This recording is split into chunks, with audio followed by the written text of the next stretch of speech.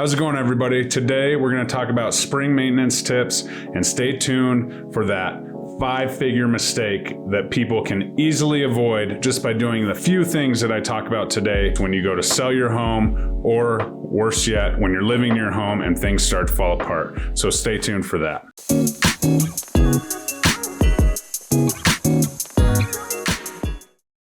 Jeremy Kane, eXp Realty here. Hope you're doing well. Thanks for tuning in. As always, smash that subscribe button. Give me a comment if this was helpful to you. If you have any questions, put it in the comments below. I would love to start the conversation with you. We're going to talk about something that's a little more tactical today. The honest truth is, if we're not taking care of our home and doing these little things that matter, you're leaving money on the table for the biggest investment that you will have. So definitely give me a like, comment, reach out, phone, text, anytime. I'd love to chat with you and look forward to talking to you. So let's dive in.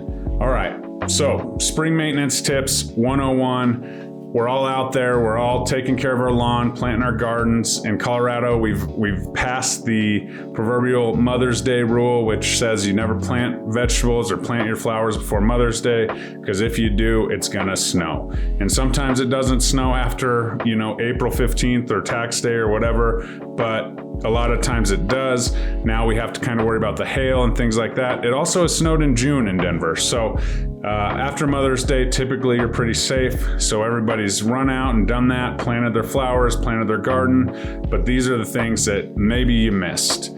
Definitely aerate that lawn. A lot of this has to do with moisture and the exterior of your home and keeping moisture away from your home. So we're gonna aerate that lawn, make sure that when we're watering, we're turning on the sprinklers, making sure that the sprinkler heads haven't broken, or maybe there's a leak. Make sure that all the pressure is normal, because there could be a leak under the sprinkler head, and the one that always leaks is right by the foundation. So we want to make sure that those are all running properly. You can be standing in the Home Depot aisle with all the other people that are doing their sprinkler turn-ons and trying to figure out what heads to get, what parts you need, and maybe fighting over that one box that has all the good stuff in it, right?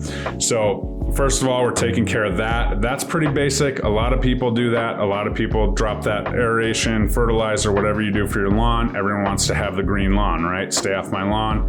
Who's the best lawn in the neighborhood? Raise your hand. If you have the best lawn in your neighborhood, give me a like right now. All right.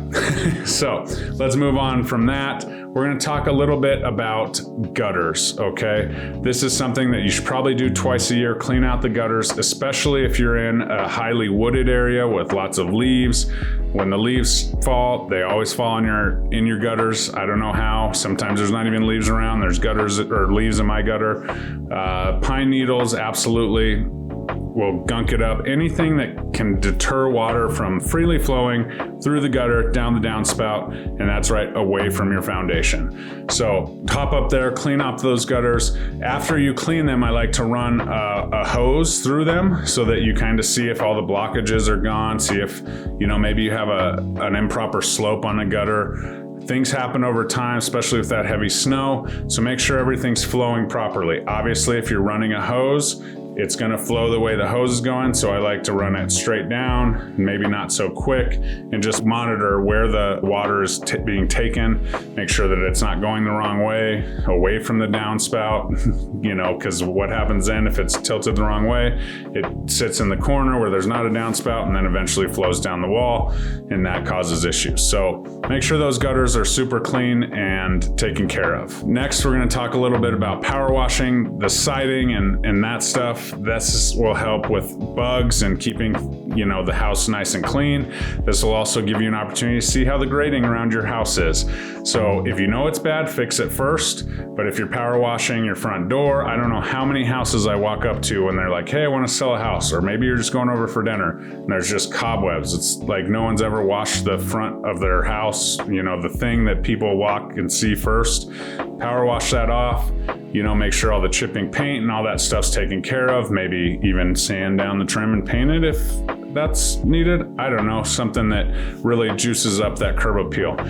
So definitely get that done, spray and wash off your sidewalks, your decks, everything, kind of get that old winter dirt and grime, for you Midwest people, you know what I'm talking about, away from your house. Make sure all the rocks and salt and whatever you use to melt the ice, if you're in a colder climate, get all that stuff away and gone, and you can kind of start to go from there. All right, let's talk about grading. We have literally a 5-figure issue here. If you have poor grading and water is running back towards your home into the foundation, whether it's coming through the crack in the foundation or under the foundation and up through the floor, if that moisture is getting in there, it's an issue. So make sure that your home is properly graded, that the 3 to 5 feet around your home are sloping away from the foundation, not towards the foundation. This will save you a ton of headaches. And how do we do that? We take dirt, we build it up. It's best if you have rock around your foundation, because water flows off of rock versus mulch or grass where water is seeped in and maybe moisture can get underneath and into towards your foundation. But this is the number one thing on inspections. I talked to Cody Colglazer the other day doing an inspection for my client, and he said the grading around the house, this is on every inspection. There's always a point where the grading comes back. And the reason is because we don't think about it after that inspection. Maybe you did what you were supposed to do when you moved in and fixed that grading, but you haven't checked on it since. Over the winter, maybe there was a blockage in the gutter that you just cleaned out. Water's coming out of there, causing the soil to erode, causing a negative grade towards your foundation. Maybe it was a gutter issue, maybe it was a downspout issue, you didn't have an extension. Whatever that may be, water will slowly erode that area if it's hitting that and not being taken away properly. So make sure that grading is completely good after the winter, after we've had snow sitting there. Maybe you shovel in one spot and that caused something to sink. Make sure that grading is perfect all the way around your house once a year, and you will save yourself tons on foundation. Literally, isn't that crazy? Like failing to put a downspout down on a serious rainy day, or failing to fix your grading could cost you literally 5 figures, if not 6 figures in foundation damage, whether it's when you go to sell or your house starts falling apart when you live there. All this stuff can be avoided with just a few simple tips. So if you're out in that garden and you're taking care of the flowers and the vegetables, send me a picture. Can't wait to see those. But also make sure that you're taking care of that house, because we all know that when it starts raining in the spring, we got to go inside, and we want to make sure the walls and all the moisture is going away from your home. So that's today's episode. Thank you so much for tuning in. I hope this helped. If it did, give me a like. Definitely subscribe. This is a little bit more tactical, real life scenario. We talk all about the real estate market, all about everything to do with buying and selling houses, and also give you some home maintenance tips on this channel. So thanks for tuning in. Have a great day. We'll talk to you soon. Bye-bye.